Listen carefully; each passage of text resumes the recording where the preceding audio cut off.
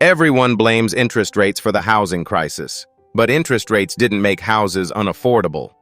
A legal ruling from 1926 did. A suburban development model from the 1950s locked it in. And 75% of America is still living under the system they created.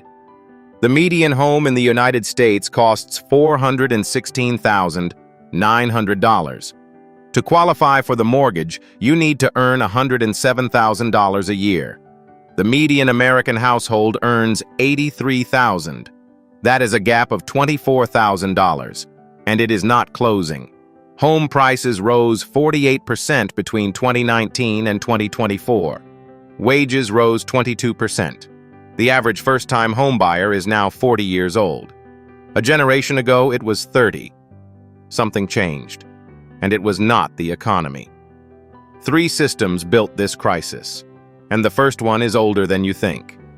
In 1926, a suburb of Cleveland called Euclid sued to protect its zoning laws all the way to the Supreme Court. The court ruled 6-3 that cities had the legal right to restrict what could be built on private land.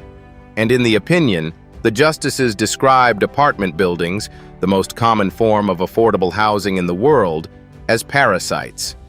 That one word gave legal cover to every city in America that wanted to zone out density. And thousands of them did. Then came the 1950s. A developer named William Levitt built 17,000 homes on Long Island in what became the most famous suburb in American history. Levittown. Every house sat on at least 6,000 square feet of yard.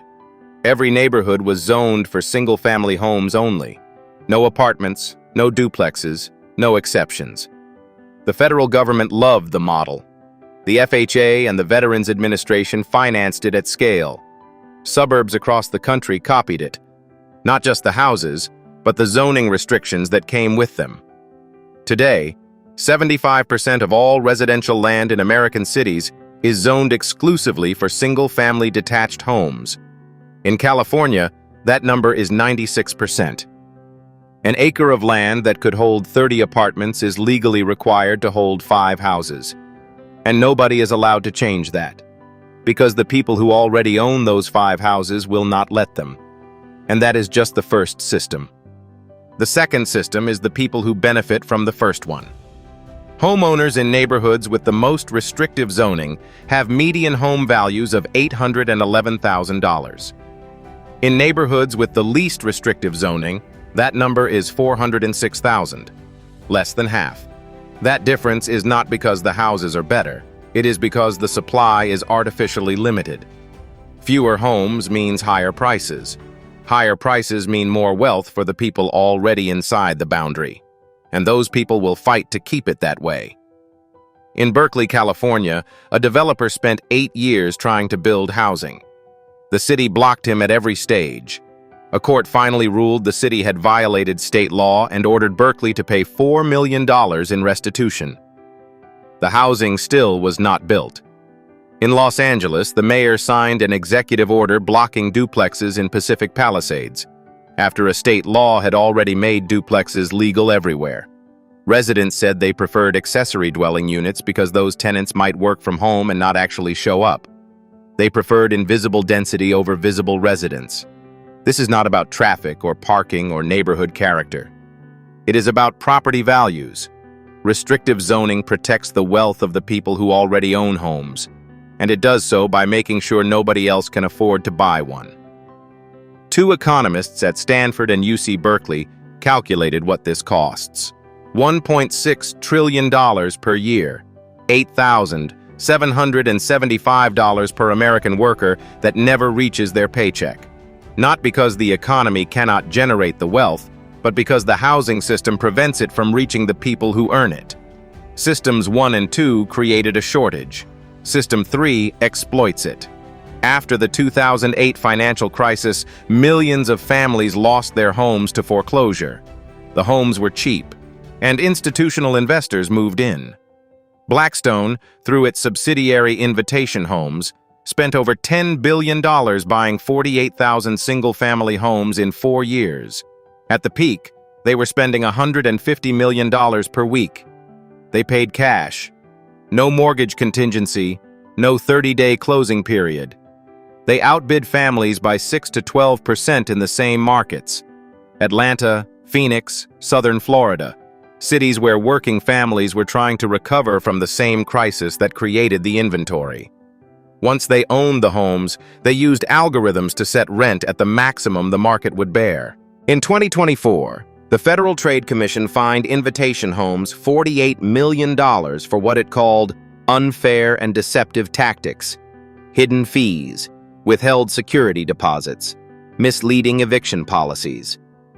By 2030, analysts project institutional investors could hold 40% of all single-family rental homes in America. But here is the part most people get wrong. Institutional investors own about 1% of single-family homes in the United States. 1%.